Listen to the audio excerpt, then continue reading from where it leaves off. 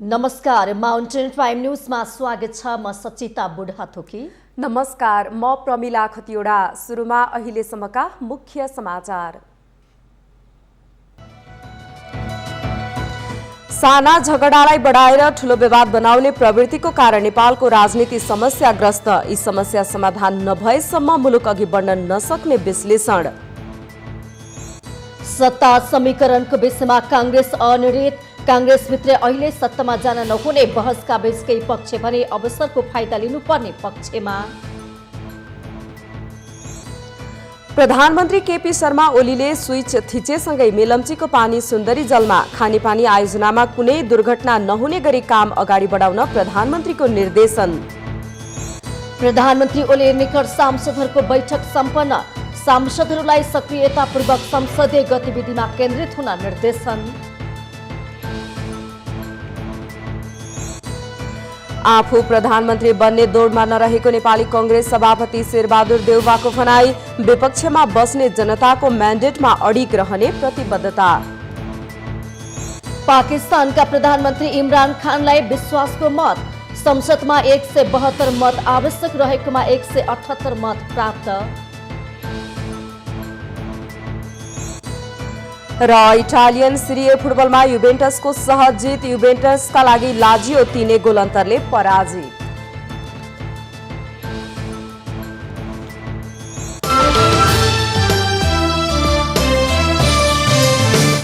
Mountain television. अब समाचार विस्तारमा। सानो झगडालाई बढाएर ठूलो विवाद बनाउने नेपाली राजनीतिज्ञको प्रवृत्तिले अहिले नेपाली राजनीतिमा गतिरोध देखिरहेको छ। तर यसरी विवाद बढ्नुको मूल कारण भने नेताहरूको बदलुप चरित्र रहेको विश्लेषण भइरहेको छ। यो प्रवृत्तिको अन्त्य नभएसम्म नेपाली राजनीति सहज रूपमा अघि बढ्न सक्ने अवस्था भने रहेको देखिँदैन। नेपालको राजनीति सधैँ तरल अनि अस्थिर मात्र किन रहन्छ? किन सधैँ भाँड भैलो मात्र हुन्छ? किन स्थिरता छैन? नेतृत्व एक आपसमा किन सहिष्णु देखिँदैनन्? इत्यादि प्रश्नहरूको एकल जवाब पद लोप नेतृत्वभित्रै लुकेको अभिष्ट नै हो भन्ने छर्लङ्ग छ। देश र जनताको नाममा गरिने राजनीति पद प्रतिष्ठा मान अपमान, आफू बसेको कुर्सी अलि सानो भए, कुर्सी राखेको मिलेन, भाषण गर्दा उद्घोषकले सम्बोधन गरेको मिलेन जस्ता बेतुकका अहङ्कारी प्रवृत्तितर्फ केन्द्रित हुँदा राजनीतिलाई फोहोरीहरूको क्रीडास्थलको रूपमा हेरिँदै जाने अवस्था आएको यथार्थलाई मनन गर्न अब ढिला भइसक्यो। जनताले जतिसुकै आक्रोश पोखे पनि अझै केही वर्ष यही 4-5 जना नेताहरूकै हातमा देशको बागडोर जाने निश्चित नै छ। सायद नेपाली जनताले पूर्व जन्ममा यी व्यक्तिहरूको ठूलै ऋण खाएकोले पनि हुन सक्छ। ऋण चुक्ता नभएसम्म यिनीहरूको मुक्ति नभएसम्म देशको मुक्ति हुने पनि देखिँदैन। देशको एजेन्डा कहिल्यै बोक्न नपर्ने, विकासको खाका दिमागमा कहिल्यै नआउने, जनतालाई जुधाएर आफ्नो अभिष्टमै दिनरात केन्द्रित हुने अनि छिमेकीको कम्फर्टेबलमा रमाउने विचित्रको राजनीति नै देशको हुनसम्मको अभिशाप हो भन्नु अतिशयोक्ति सायद नहोला। देशमा वर्षौंपछि एउटा आशा लाग्दो बहुमतको सरकार गठन भएको थियो। शान्ति र स्थिरताको जनआशा ठूलै थियो। सरकार यथाशक्य कामकाजी पनि देखिएकै थियो। विदेशीका कम्फर्टेबल शक्तिलाई यो पचेना र घनघोर उखर माउलो सिर्जना गरियो।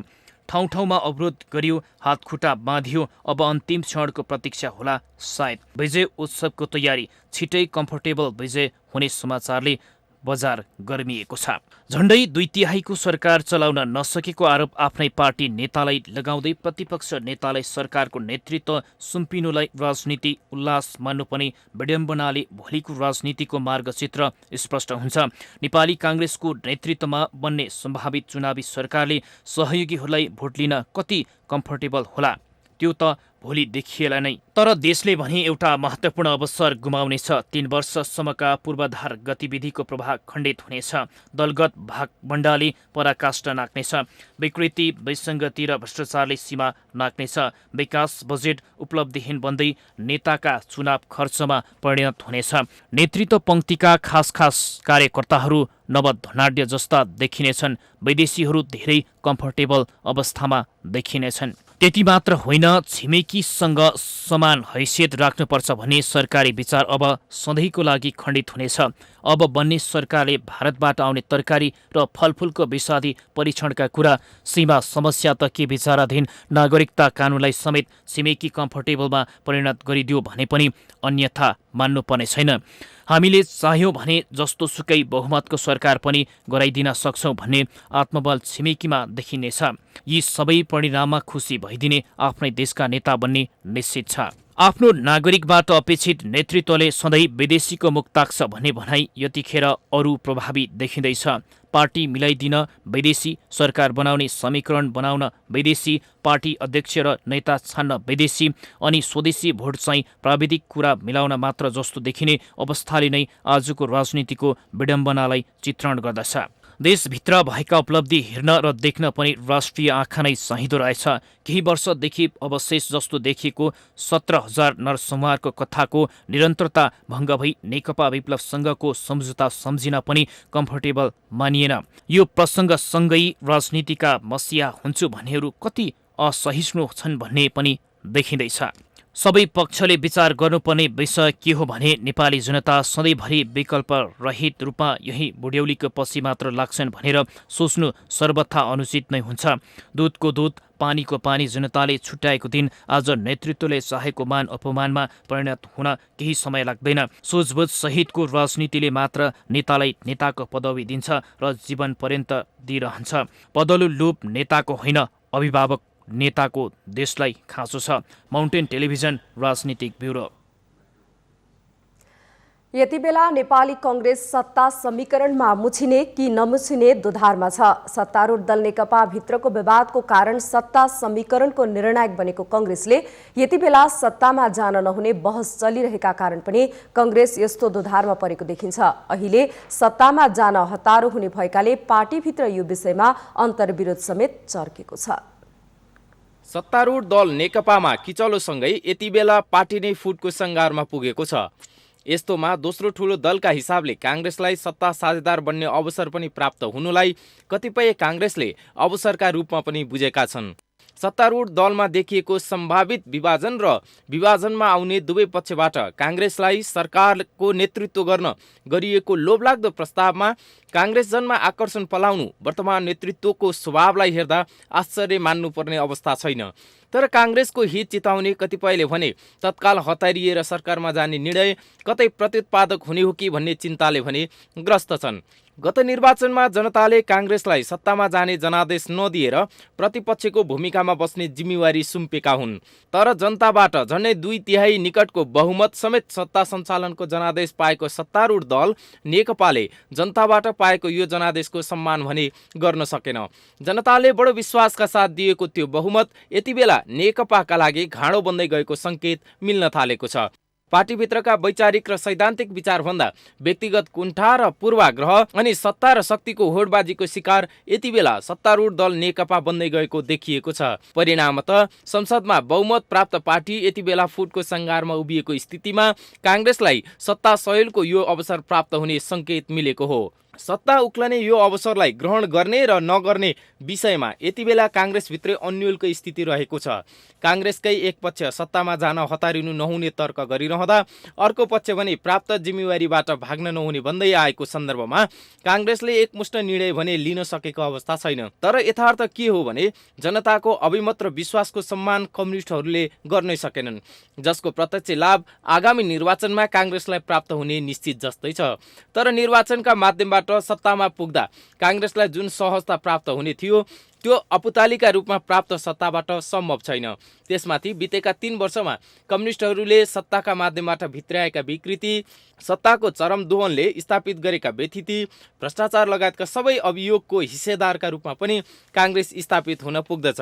अपुताली धनले पिरोल्छ भने चाहिँ सत्ताधारी पार्टीमा आएको फुटका कारण अपुतालीकै रूपमा प्राप्त सत्ता कांग्रेसका लागि फलिफापूर्ण यसर्थ पनि छैन कि 1.5 वर्षका लागि आएको सत्तासँगै विगत 3 वर्षको सबै गलत कामको जिम्मेवारी र जवाबदेहिता समेत कांग्रेसकै काममा आइपर्दछन्। यो यथार्थ बुझेका एक थरी कांग्रेस तत्कालै सरकारमा जाने निर्णयमा पार्टी जानै हुँदैन भन्ने अडानमा रहेका छन्, जुन यथार्थ पनि हो। तर काङ्ग्रेसका लागि सत्ताका भावी दिन कति कष्टपूर्ण र अलोकप्रिय हुनेछ भन्नेतर्फ कुनै विश्लेषण नै नगरेर मात्रै झण्डाको आकर्षण पाल्नेहरूको एउटा जमात भने सत्तामा जानै पर्ने हुटुटीमा लागेको छ, जुन स्वयं पार्टी र यसको भविष्यकै लागि हितकर छैन। यति बेला समग्र काङ्ग्रेसले सत्ताको लोभ र आकर्षण त्यागेर सोच्नै पर्ने भएको छ। माउन्टेन टेलिभिजन राजनीतिक ब्युरो। राष्ट्रिय गौरवको मेलन्ची खानेपानी आयोजनाको सुरुङको माध्यमबाट पानी सुन्दरी जलमा खसालिएको छ। परीक्षणको लागि सुरुङमा पठाइएको पानी शनिबार साँझ सुन्दरी जलमा आइपुगेको हो। प्रधानमन्त्री केपी शर्मा ओलीले अवलोकनपछि बटम थिचेपछि मेलन्चीको पानी सुन्दरी जलमा छरेको हो। फागुन 10 गते मेलन्ची खानेपानी आयोजनाको मुहानबाट 26 किलोमिटर लामो सुरुङमा दोस्रो पटक सुरुङ परीक्षण थालेको हो। कार्यक्रमलाई सम्बोधन गर्दै प्रधानमन्त्री ओलीले सरकार ढाल्नको लागि दाहाल नेपाल पक्षले काङ्ग्रेससँग सरकार बनाउन पहल गरेकोमा असन्तुष्टि जनाउनु भएको छ। प्रत्यक्षमा 116 सिट जितेको पार्टीलाई हटाएर 23 सिट जितेको काङ्ग्रेसलाई नेतृत्व लिन आग्रह गरिएको भन्दै उहाँले जनताको आदेश र इच्छा त्यस्तो नभएको बताउनु भएको छ। लोकतान्त्रिक विधि र पद्धतिको कुरा गरेर भ्रममा पारिएको पनि उहाँको भनाइ छ। ओलीले त उधुमै गर्न लाग्यो, हटाउँ यसलाई हटाउनका लागि तपाईहरूले कमसेकम नेतृत्व लिइदिनु पर्यो। हाम्रो पार्टीले 116 सिट प्रत्यक्षमा जितेको छ। प्रत्यक्ष 116 सिट जितेको पार्टी भत्काउने, 23 सिट जितेको काङ्ग्रेसलाई लौ न प्रभु नेतृत्व गरिदिनु पर्यो। प्रधानमन्त्री ओलीले दाहाल नेपाल पक्षलाई कटाक्ष गर्दै वास्तविक रूपमा लड्डु खाने दिन शनिबार नै रहेको बताउनु भएको छ। प्रधानमन्त्री ओलीले मेलन्ची खानेपानी आयोजनामा कुनै दुर्घटना नहुने गरी काम अगाडि बढाउन पनि निर्देशन दिनु भएको छ। उहाँले काठमाडौँमा पानी छरेको भन्दै केही दिनमा धारामा पानी वितरण गरिने पनि बताउनु भएको छ। प्रधानमन्त्री ओलीले काठमाडौँलाई पानी दिएकोमा मेलन्ची, हेलम्बु र सिन्धुपाल्चोकवासीलाई धन्यवाद पनि दिनु भएको छ।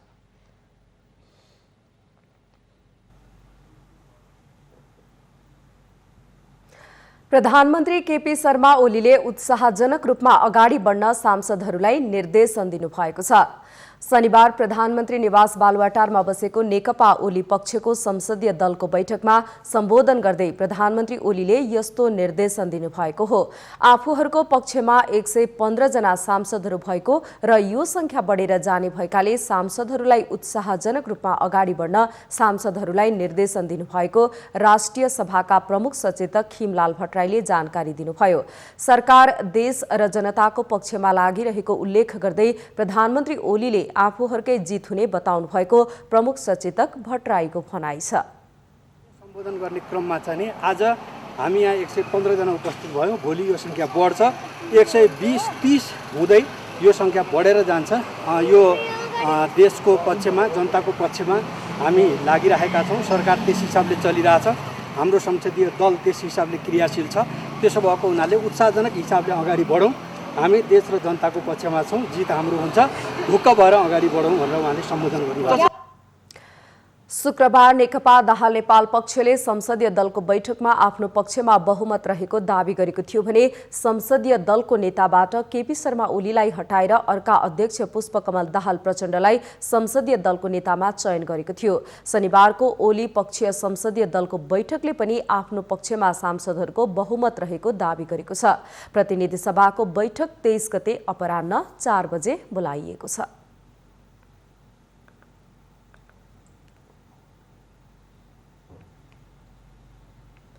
सरकारले किसान सूचीकरण राष्ट्रिय अभियानको शुभारम्भ गरेको छ। शनिबार राजधानीमा एक कार्यक्रमको आयोजना गर्दै किसान सूचीकरण राष्ट्रिय अभियानको शुभारम्भ गरिएको हो। कार्यक्रमलाई सम्बोधन गर्दै प्रधानमन्त्री ओलीले आजको दिन नेपाली कृषिलाई आधुनिकीकरण गर्न महत्त्वपूर्ण भएको बताउनु भएको छ। किसान सूचीकरण अभियान मार्फत किसानलाई आवश्यक सहयोग उपलब्ध गराइने पनि उहाँको भनाइ छ। आज फेरि हामीले अर्को एउटा नयाँ कामको सुरुवात गरेका छौँ। किसान सूचीकरण व्यवस्थापन कार्यक्रमको शुभारम्भ भएको छ। यो एउटा कृषि क्षेत्रको कृषिको आधुनिकीकरणको क्षेत्रको, कृषिलाई व्यावसायिकीकरण गर्ने क्षेत्रको र कृषि सम्बन्धी रणनीति कार्यान्वयनका सन्दर्भको एउटा महत्त्वपूर्ण पाइला हामीले आज शुभारम्भ गरेका छौँ। त्यस्तै कृषि तथा पशुपक्षी विकास मन्त्री पद्मा कुमारी अर्यालले सरकारले आगामी दिनमा किसानका गुनासोहरूको सम्बोधन गर्ने बताउनु भएको छ। सरकारले ल्याएका योजनाहरू वास्तविक किसानसम्म पुर्याउन यो अभियान सार्थक हुने उहाँको भनाइ छ। हिजो उठिरहेको गुनासा जे थियो त्यो गुनासालाई अन्त्य गर्ने गरी अगाडि बढेका छौँ। किसान को हो, वास्तविक किसान को हो भन्ने पहिचान नगरिकन, सूचीकृत नगरिकन किसान लक्षित कार्यक्रम जुन चलाइयो ती किसान लक्षित कार्यक्रमबाट वास्तविक किसानहरू लाभान्वित हुन सकेन। यो खालको गुनासा हाम्रो बीचमा आएकै थियो। त्यसैले नेपाल सरकारको तर्फबाट वास्तविक किसानहरूको पहिचान गर्ने, किसानहरूलाई सूचीकृत गर्ने राज्यको तहबाट आज नेपाल सरकारले यो खालको कार्यक्रम अगाडि बढाएको छ। हामीलाई विश्वास छ। कार्यक्रममा प्रधानमन्त्री ओलीले सरकारले आगामी दिनमा किसानहरूलाई सम्मान गर्ने वातावरण सृजना गर्ने प्रतिबद्धता जनाउनु भएको छ।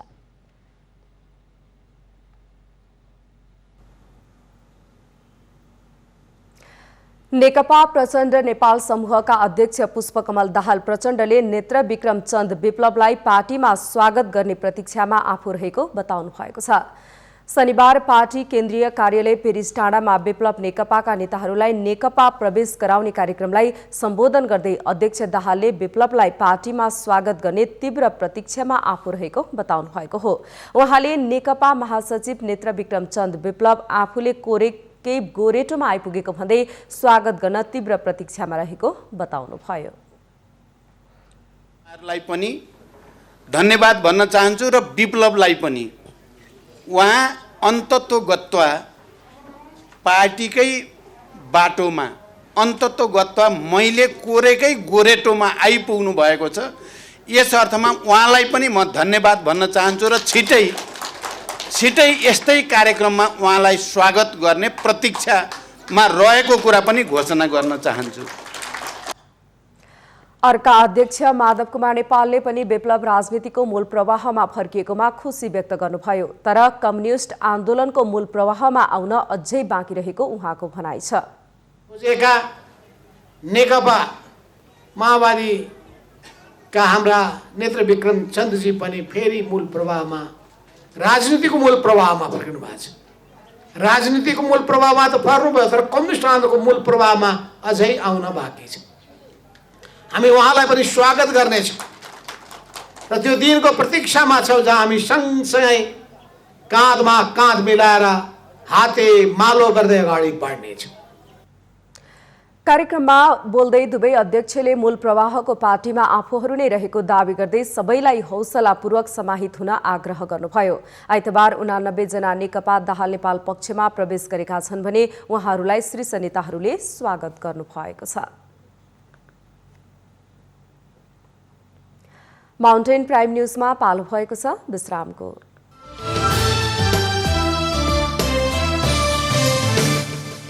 Mountain television. विश्रामपछि स्वागत छ। अब बाँकी समाचार। प्रमुख प्रतिपक्षी दल नेपाली कांग्रेसका सभापति शेरबहादुर देउवाले आफूले प्रधानमन्त्रीको दाबी नगरेको बताउनु भएको छ।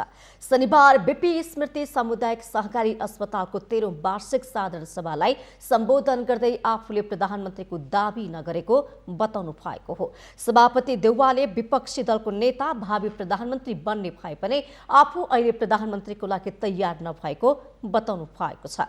कांग्रेसको 14औं महाधिवेशन नजिक आइसकेकाले आफू महाधिवेशनमा केन्द्रित हुने पनि उहाँको भनाइ छ।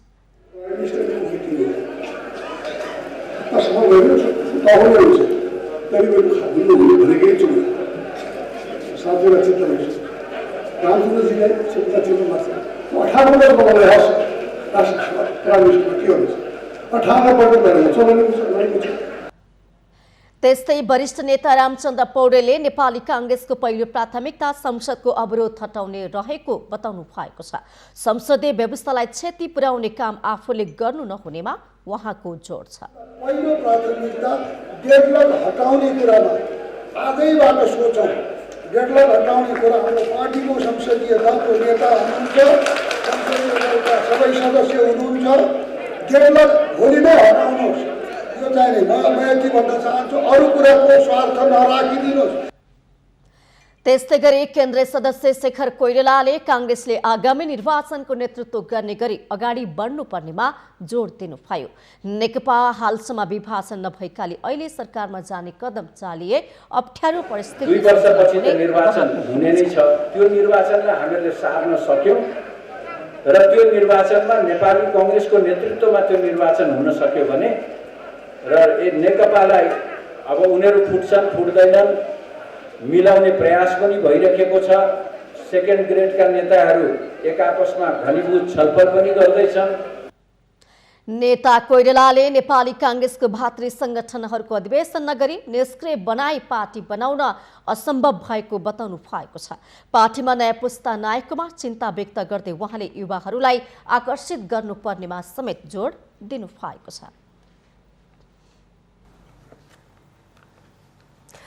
नेकपाको पार्टी आधिकारिकताको विवाद अझै टुङ्गो लागेको छैन। पछिल्लो राजनीतिक घटनाक्रमका विभिन्न बाधा अवरोध पन्छाएर अगाडि बढ्न सक्ने गतिशील नेतृत्वको खोजी भइरहेको छ। अहिलेको गतिरोधको सहज निकास कांग्रेस हुन सक्छ भने विभिन्न आकलन भइरहेका छन्। तर कांग्रेस भने सत्ता समीकरणको निर्णायक मोडमा आइसके यति बेला राजनीति नै नयाँ कोर्समा जाने अवस्था आएको छ। विघटित प्रतिनिधि सभा पुनर्स्थापना पछिका राजनीतिक घटनाक्रमलाई सर्वत्र विशेष अभिरुचिका साथ हेरिएको छ। अझ अहिले सिंगो देशको ध्यान कांग्रेसतिर तानिएको छ। परिवर्तित परिस्थितिमा देशको राजनीतिले कस्तो कोर्स लिने हो भन्ने चिन्ता र चासो प्रकट भएको देखिन्छ। यद्यपि नेकपाको विभाजनको टुङ्गो नलाग्दासम्म सत्ता समीकरणमा प्रधानमन्त्री केपी शर्मा ओलीको कदम विरुद्ध रहेका दलहरू बीच एक आपसमा छलफल र सहकार्य चलिरहेको छ। कांग्रेस र नेकपाको दाहाल नेपाल पक्ष मिलेर भए पनि ओलीलाई हटाउनु पर्छ भन्ने अभिव्यक्ति आइरहेका छन्। मुलुकलाई निकास दिने र निर्वाचन गर्न सक्ने गरी कांग्रेस सरकारमा जानुपर्ने नेकपाको दाहाल नेपाल पक्षले बताइरहेको छ। नेता सोमप्रसाद पाण्डे भने मुलुकको निकासका लागि कांग्रेसले नेकपाको दाहाल नेपाल पक्षसँग सहकार्य गरेर अघि बढ्नु नै देशको निकासका लागि उचित रहेको बताउनुहुन्छ। संसदको विघटन गरिसकेपछि हामीले असंवैधानिक काम गरे प्रधानमन्त्रीले गर्नुभयो भनेर आन्दोलनमा गयौँ। अब फेरि उहाँसँग कसरी सहकारी गर्न हुँदैन भन्ने खालको राय चाहिँ केन्द्रीय कमिटीमा आएछ नेपाली कांग्रेसको। त्यसले गर्दाखेरि चाहिँ उहाँहरू त्यति बेला चाहिँ उहाँ ब्रेक हुनुभयो, रोकिनुभयो र पछिल्लो कालमा चाहिँ अब यसलाई चाहिँ एउटा निकास निकाल्नको निमित्त यता माधव कुमार नेपाल र प्रचण्ड पनि गएर कुरा गरिसकेपछि अहिले चाहिँ टुङ्गोमा आइसकेको छलफल भइसकेको अवस्था छैन। तर निकासको निम्ति मेरो विचारमा पनि जुन लागि सोध्नुभयो, मेरो विचारमा कुनै निकासको निम्ति चाहिँ नेपाली कांग्रेससँग पनि सहकार्य गरेर जानुपर्छ। संसद विघटनपछि नेपाली कांग्रेसका नेता कार्यकर्ता यसको विरोधमा उत्रिएका थिए। यसले गर्दा पनि कांग्रेस ओली पक्षमा जाने भन्ने आशंका उब्जिएको छ। तर यता नेकपा ओली पक्षका नेता मणिचन्द्र थापा भने कांग्रेसले सत्ता सञ्चालनका लागि जनादेश प्राप्त नगरेका कारण सत्ता सञ्चालन गर्न नसक्ने बताउनुहुन्छ। सरकार सञ्चालन गर्नका लागि नेपाली कांग्रेसले जनादेश प्राप्त गरेको छैन। नेपाली कांग्रेसलाई सरकारको नेतृत्व गर्न दिनु भनेको त्यो जनादेशका विरुद्धमा हुन्छ र हामीले कसैलाई पनि प्रधानमन्त्रीका रूपमा प्रस्ताव गरेका पनि छैनौँ, हामी गर्न पनि गर्दैनौँ र देशलाई बाँडीचुडी खाने, भागवण्डामा लैजाने, पदका निम्ति मूल्यहीन राजनीति गर्ने पक्षमा नेकपा छैन। अहिले नेकपाको दुवै पक्ष केपी शर्मा ओली र दाहाल नेपाल पक्षको सत्तारूढ दल नेपाली कांग्रेससँग संवाद बढाइरहेका छन्। तर कांग्रेस भने यति बेला दुवै पक्षसँग सहकार्य गर्न इच्छुक देखिएको छैन। यसले गर्दा पनि आगामी दिनमा यी दल कसरी अगाडि बढ्छन् भन्ने हेर्न केही समय कुर्नुपर्ने देखिन्छ। माउन्टेन टेलिभिजनका लागि संगीता अधिकारी, काठमाडौँ। कोरोना भाइरस संक्रमण विरुद्ध दोस्रो चरणको खोप अभियान आजबाट सुरु हुँदैछ। यो चरणको अभियान अन्तर्गत 65 वर्षमाथि उमेर समूहका नागरिकलाई खोप लगाइने बताइएको छ। स्वास्थ्य तथा जनसङ्ख्या मन्त्री हृदय त्रिपाठीका अनुसार प्रधानमन्त्री ओलीले बिहान 10 बजे त्रिवी शिक्षण अस्पतालमा पुगेर कोरोना खोप लगाउने र त्यसपछि देशभर दोस्रो चरणको खोप अभियान सुरु हुनेछ। यो चरणमा 15,000 भन्दा बढी जनशक्ति परिचालन गरे 42 लाखलाई खोप लगाइने मन्त्रालयले जनाएको छ। मन्त्री त्रिपाठीले भारतमा उत्पादन भएको कोभिसिल्ड खोपको 50 लाख मात्र किन्ने प्रक्रिया समेत सुरु भइसकेको जानकारी दिनुभएको छ। यसअघि सरकारले भारत सरकारको अनुदानमा 10 लाख मात्र खोप र खरिद गरेको 10 लाख मात्र खोप आइसकेको छ। 20 दिनसम्म चल्ने खोप अभियानमा 16,000 ज्येष्ठ नागरिकलाई खोप प्रदान गरिने सरकारको योजना रहेको छ।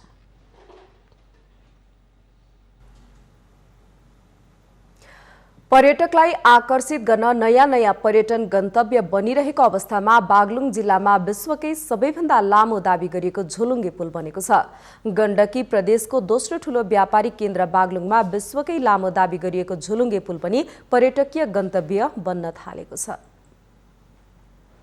झोलुङ्गे पुलको जिल्ला भनेर परिचित गण्डकी प्रदेशको दोस्रो ठूलो व्यापारी केन्द्र बागलुङमा विश्वकै सबैभन्दा लामो दाबी गरिएको झोलुङ्गे पुल बनेपछि आन्तरिक तथा बाहिरी पर्यटक आकर्षित हुन थालेका छन्। बागलुङ नगरपालिका वडा नम्बर 1 बाङ्गेचौरदेखि पर्वत जिल्ला कुस्मा नगरपालिका वडा नम्बर 1 पाङ अदुवाबारी जोड्ने सिंगल स्पानको 567 मिटर लामो 138 मिटर अग्लो झोलुङ्गे पुल निर्माण भएपछि पर्यटक तान्ने गन्तव्य बनेको छ।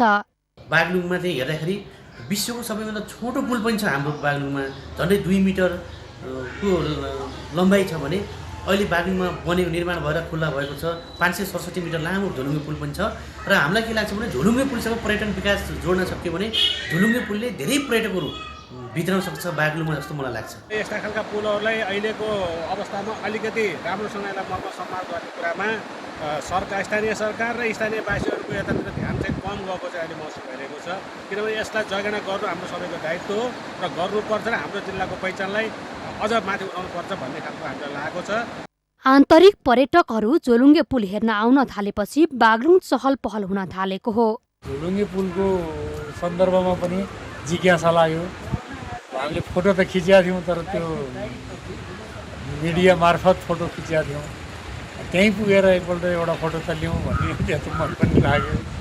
त्यसरी हामी आयौँ। विश्वकै सबैभन्दा लामो दाबी गरिएको झोलुङ्गे पुल पर्यटक तान्न सफल हुने देखिएको छ। यो बागलुङको पर्यटन विकासको लागि अत्यन्त महत्त्वपूर्ण हो। त्यसैले यहाँ कतिपय चिजहरू धेरै पर्यटकहरू आन्तरिक पर्यटकहरू आइरहँदा कहिलेकाहीँ हामीले सुरक्षाको अवस्था अलि बढी गम्भीर हो कि भन्ने पनि देखिरहन्छौँ। कहिलेकाहीँ झुन्डिने गरेको, कहिलेकाहीँ हल्लाउने गरेको, कहिलेकाहीँ रातको समयमा आउने हो भने अलि बढी अभद्र किसिमको व्यवहारहरू पनि देखिने गरेको छ। बागलुङ जिल्लामा छोटोमा 5 मिटर र लामोमा 567 मिटर लामो झोलुङ्गे पुलहरू छन्। झोलुङ्गे पुलको जिल्लाभरि साना ठुला गरी 415वटा भन्दा बढी झोलुङ्गे पुल रहेका छन्। जिल्लामा मनोरञ्जनको लागि घुम्न आउने आन्तरिक तथा बाह्य पर्यटकको आकर्षण नै झोलुङ्गे पुल हुने गरेको छ। पुल निर्माणपछि बागलुङ बजारसँग व्यावसायिक सम्बन्ध रहेका कुस्मा नगरपालिका लगायतका स्थानीयको लागि सहज पहुँच पुगेको छ। कालीगण्डकी करिडोर सडक खण्डको माथि बनेको कारणले पनि पर्यटकलाई आकर्षित गर्न सफल भएको हो। माउन्टेन टेलिभिजनका लागि बागलुङ सहकर्मी सुभाष आचार्यको सहयोगमा जिल्ला ब्युरोको रिपोर्ट। माउन्टेन प्राइम न्युजमा पुनः पालो भएको छ विश्रामको।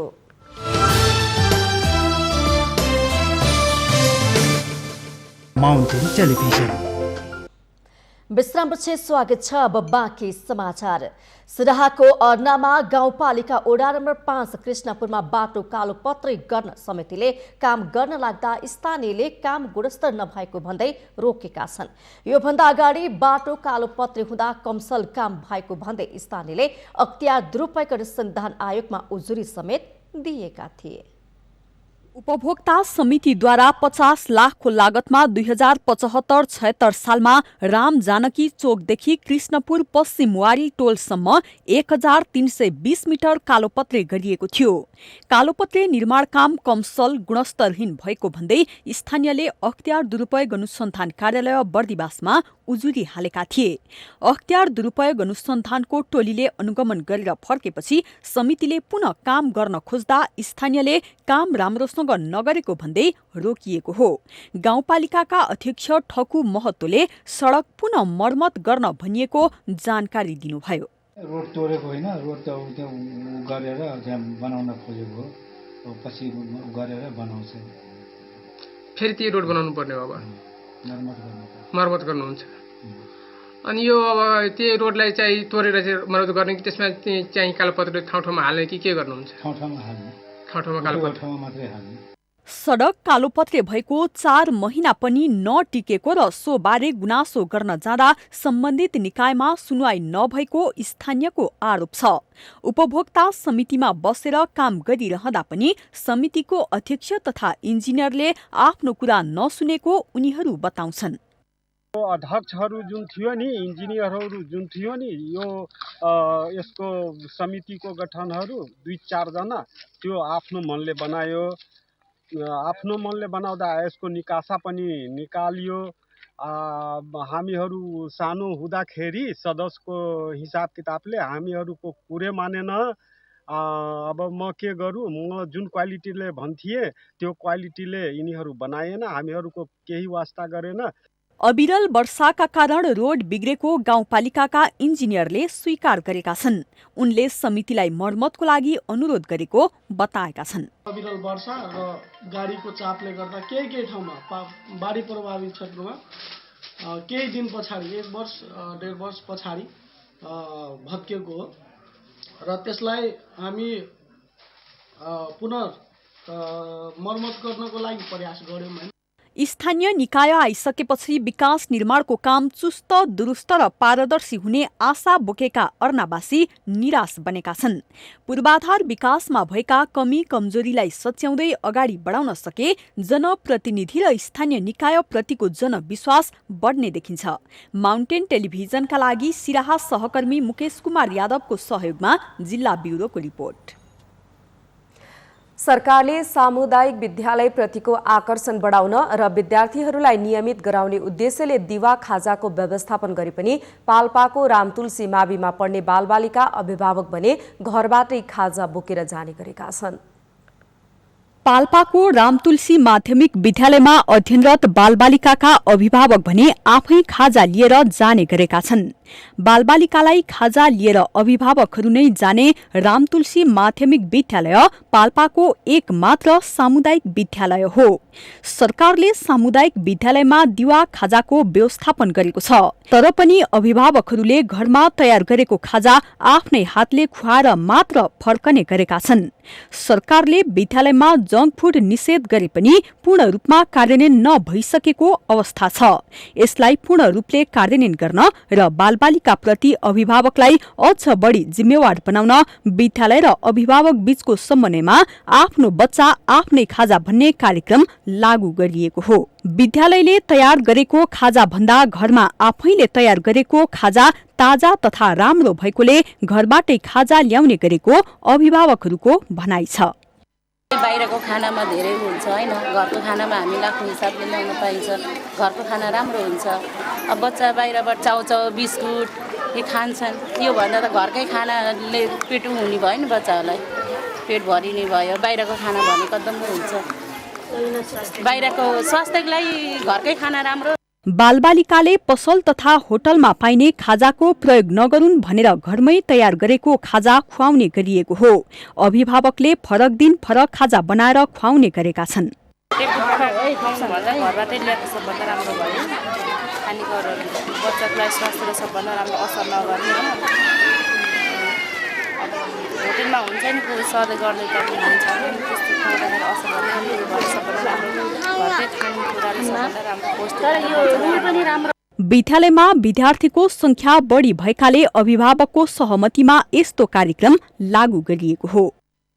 हामीसँग विद्यार्थी सङ्ख्या पनि अलि धेरै, करिब 650 विद्यार्थी हामीसँग छन् र दैनिक रूपमा खाजा बनाउँदा विद्यार्थीहरूलाई गुणस्तरीय खाजा उपलब्ध गराउन सकिँदैन कि भन्ने हेतुले हामीले अभिभावक भेला गऱ्यौँ र अभिभावक भेला गरेर राय सल्लाह लिँदाखेरि उहाँहरू हामी नै घरबाट स्कुलले बनाएको सूचीको आधारमा हामी बच्चालाई आफ्नो खाजा लिएर पठाउँछौँ, लिएर आउँछौँ र खुवाउँछौँ भन्नुभएको कारणले हामीले विद्यालयमा खाजा बनाउने काम गरेनौँ। त्यस कारणले यसमा चाहिँ स्कुलको मात्र नियम होइन कि अभिभावकसँग सल्लाह परामर्श गरेर हामीले 12 अनुसारको खाजा कार्यक्रमको लिस्ट बनाएका छौँ र त्यो लिस्ट अनुसार अभिभावकले खाजा पठाउनुहुन्छ। जिल्लाकै नमुना विद्यालयका रूपमा रहेको यस विद्यालयले जस्तै अन्य विद्यालयहरूले पनि अनुसरण गरे अभिभावकलाई थप जिम्मेवारी बनाउँदै शैक्षिक विकासमा टेवा पुग्नेछ।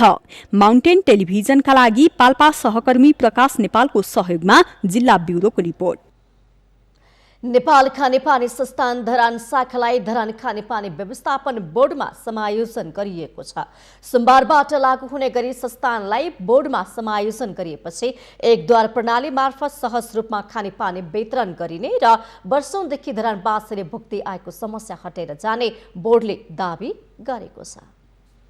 लामो समयपछि नेपाल खानेपानी संस्थान धरान शाखालाई धरान खानेपानी व्यवस्थापन बोर्डमा समायोजन गरिएको छ। समायोजनसँगै संस्थानको सम्पत्ति, दायित्व र जिम्मेवारी बोर्डमा आएको छ। संस्थानले आफ्नो संरचनालाई इन्टरकनेक्सन गर्न नदिएकै कारण धरानमा खानेपानीको समस्या हुँदै आएको बोर्डको दावी थियो। अब समायोजनपछि एकद्वार प्रणाली मार्फत सहज रूपमा खानेपानी वितरण गरिने बोर्डको दावी छ। बोर्डको साथीदेखि कम्तीमा यो तपाईँको चाहिँ आयोजना अगाडि बढाउनुपर्छ, जिम्मा लिएर एकद्वार प्रणालीमा जानुपर्छ भन्ने कुरो उहाँको चाहिँ सोलो डोलो बुझायो। त्यो भित्र के प्राविधिक समस्या छ उहाँहरू सबैले बुझ्नु भएको छैन। त्यो प्राविधिक समस्या हामीले नेतृत्वले बुझ्यो, त्यो बुझ्दाखेरि समय लागेको। उहाँले सोलो डोलो रूपमा चाहिँ मेयर साहब जिम्मा लिनु पर्यो, जिम्मा लियो भने चाहिँ खानेपानी पनि भन्दैछ, जिम्मा लगाएको भन्दैछ, एकद्वार प्रणाली भयो भने ठिक हुन्छ भन्दैछ।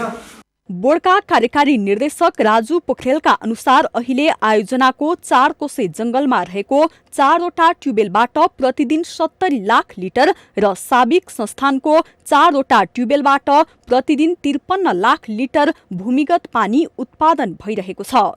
धरान 17 स्थित उदय वनमा रहेको आयोजनाको ट्युबवेलबाट थप 30 लाख लिटर पानी उत्पादन भइरहेको छ। आयोजनाले भूमिगत स्रोतबाट प्रतिदिन 92 लाख लिटर पानी उत्पादन गर्ने लक्ष्य लिए पनि त्यो भन्दा बढी भूमिगत पानी उत्पादन भइरहेको जनाएको छ। धरानवासी भने जसले जिम्मा लिए पनि खानेपानीको समस्या समाधान हुनुपर्ने पक्षमा रहेका छन्। यहाँ हामीलाई भोट गराउनु उहाँहरूलाई जिताउनुको लागि हरेक अब पानीको धारा घर घरमा ल्याउने हरेक भनिरहनुहुन्छ, तर भने अब भोट लगाएर जितेपछि खै पानी छैन। एकचोटि आउने, त्यही पनि 2-3 घन्टा आउने, काटिहाल्ने होइन। अनि हेर्नु समस्याले गर्दाखेरि धरानसरोबाट यहाँ आएको लुगा धुनलाई यहाँ चाहिँ पानी आइरहेको छ भनेर बोर्डले खानेपानीको न्यूनतम शुल्क 220बाट 130 रुपैयाँमा समायोजन गरेको छ। यसअघि संस्थानले न्यूनतम शुल्क 110 रुपैयाँ लिने गरेको थियो। उपभोक्ताहरूले भने न्यूनतम शुल्क अझै घटाउन माग गरेका छन्। खानेपानीका 2वटा निकायको आपसी विवादका कारण पानीको चरम अभाव झेलिरहेका नगरवासी एकद्वार प्रणाली लागू भएपछि खानेपानी आपूर्ति सहज हुने विश्वासमा रहेका छन्। बोर्डले यो विश्वास कायम राख्न सक्नु पर्दछ। माउन्टेन टेलिभिजनका लागि सुनसरी सहकर्मी वसन्त बान्तवाको सहयोगमा जिल्ला ब्युरोको रिपोर्ट। हामीसँग आर्थिक अन्तर्राष्ट्रिय र खेल समाचार बाँकी नै छन्। माउन्टेन 5 न्युजमा फेरि पालो भएको छ विश्रामको।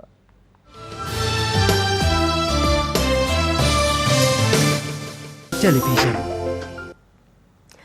विश्रामपछि पुनः स्वागत छ। अब पालो आर्थिक समाचारको। विगत 5 महिनादेखि बन्द रहेको चीनसँगको रसुवा केरुङ नाका अब भने पूर्ण रूपमा सञ्चालनमा आएको छ। कोरोना तथा बाढी पहिरोको कारण बन्द रहेको सो नाका सरकारको पटक पटकको पहलपछि सञ्चालनमा आएको छ।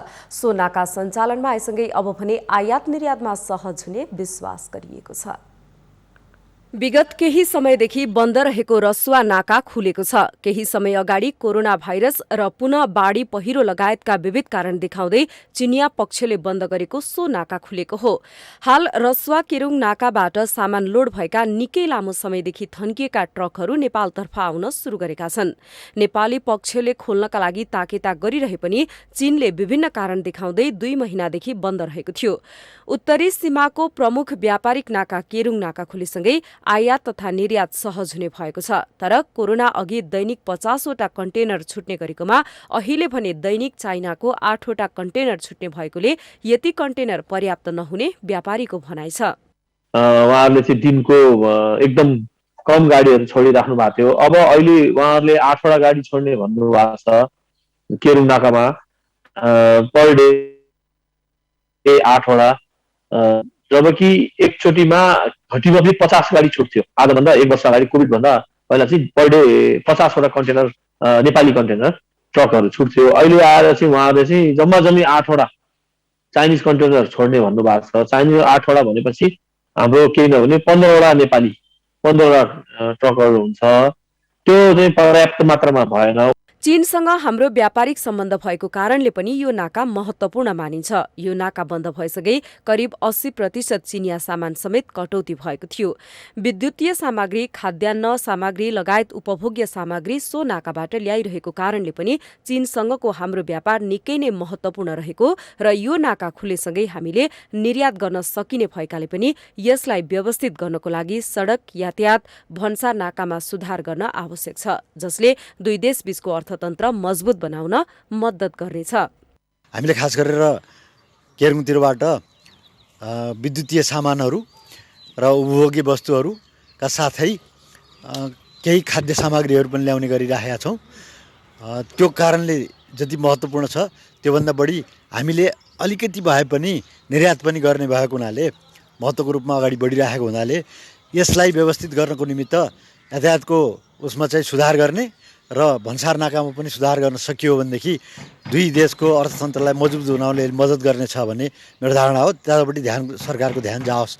चीनको वुहानबाट कोरोना भाइरसको संक्रमण फैलिए लगत्तै अन्तर्राष्ट्रिय सीमा नाकाहरूमा कडाई गरिएको थियो। तर परिस्थिति सहज हुँदा पनि सो नाका बन्दै रहेको थियो। उत्तरी सीमाको प्रमुख व्यापारिक नाका बन्द हुँदा करिब 7 करोड घाटा भएको थियो भने केरुङमा नागरिक र व्यवसायीहरूले दुःख पाइरहेको र महिनौदेखि नै लोड गरिएका ट्रक थन्किएका थिए। 2076 माघ 15 देखि असार 27 सम्म पूर्ण रूपले बन्द भएको चीनसँगको नेपालको मुख्य नाका पुनः आंशिक रूपमा खुलेको भए पनि अब भने पूर्ण रूपमा सञ्चालनमा आएको छ। माउन्टेन टेलिभिजनका लागि आर्थिक ब्युरोको साथमा प्रमिला खतिवडा, काठमाडौँ। अब पालो अन्तर्राष्ट्रिय समाचारको।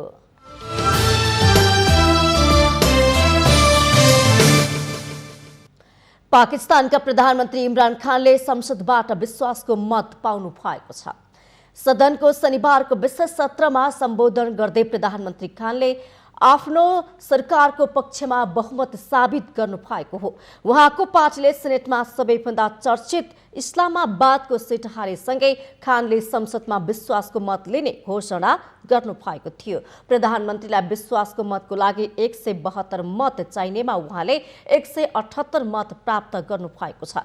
आधिकारिक रूपमा नतिजा सार्वजनिक नभए पनि गत बुधबार भएको निर्वाचनमा इस्लामाबादमा विपक्षी पार्टीका नेता तथा पूर्व प्रधानमन्त्री युसुफ राजा गिलानी विजय हुनु भएको छ। उहाँले इमरान खान नेतृत्व सरकारको वित्त मन्त्री अब्दुल हाफिज शेखलाई हराउनु भएको हो। इस्लामाबादको हारसँगै प्रधानमन्त्री खानलाई धक्का पुगेको विश्लेषकहरूको भनाइ छ।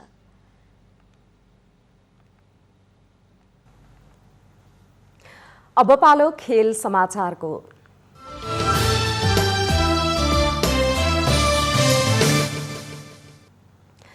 इटालियन सिरी ए फुटबलमा युभेन्टसले जित निकालेको छ।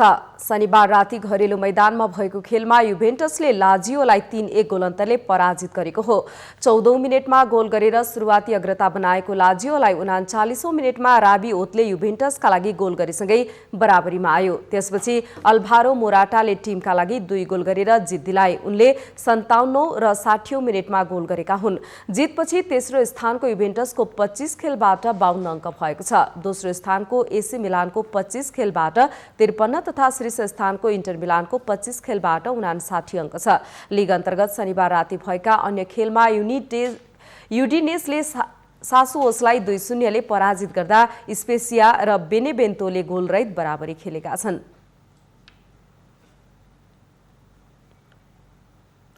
माउन्टेन प्राइम न्यूजमा पुनः पालो भएको छ विश्रामको।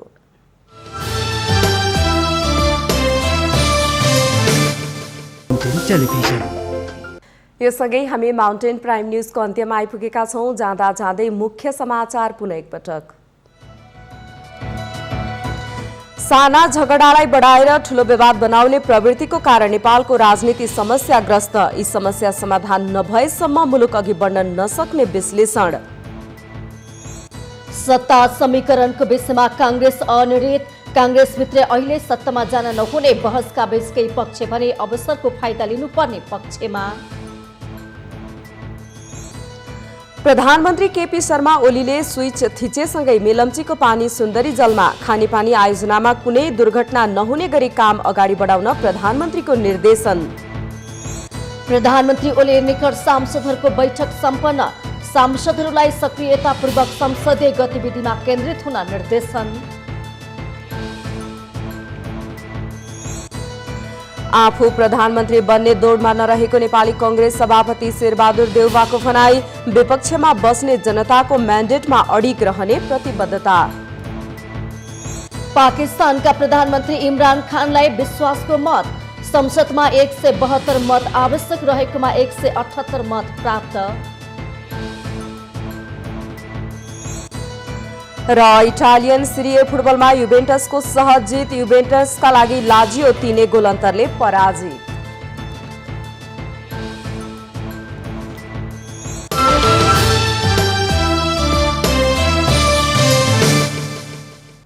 माउन्टेन प्राइम न्यूज अहिलेलाई सकियो। सत्य, तथ्य र निष्पक्ष समाचारको लागि हेर्दै रहनुहोला माउन्टेन टेलिभिजन। नमस्कार।